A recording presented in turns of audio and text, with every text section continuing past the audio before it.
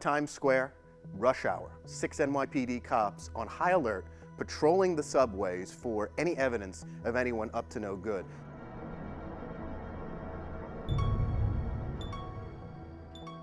Slashing attacks have surged this year on the New York City subway system, with razor blades and utility knives being used to disfigure people. I wanted to find out more, so I went to the city to 57th Street and 7th Avenue, where I met Joe Giacalone, retired NYPD detective sergeant.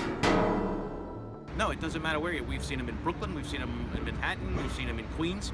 We've seen them everywhere. I mean, and it happens on the street, it's happening in the subways. This is part of a citywide increase in crime on the subway system that's factored in these felony assaults in addition to other crimes like stealing phones. You can see alerts for them inside the subway station. Giacalone critiqued the NYPD's approach to this, deploying more uniformed officers, by saying it's a good strategy, but one that has some risk. You know, you just hope for the best, and I hope it goes away. But one thing about law enforcement, hope is not a plan.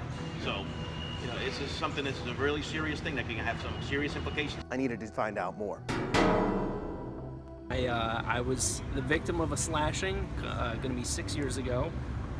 I'm a comic. I was coming home from a comedy show on the Lower East Side. Doug was on the subway when he saw a man pushing a woman and intervened. I was even too polite in my interference. I said, "Hey buddy, that's a lady." Like, that's gonna stop the guy. And I swung on him, just a big swing and a miss. He steps in, hits me. I come back, kick him in the stomach.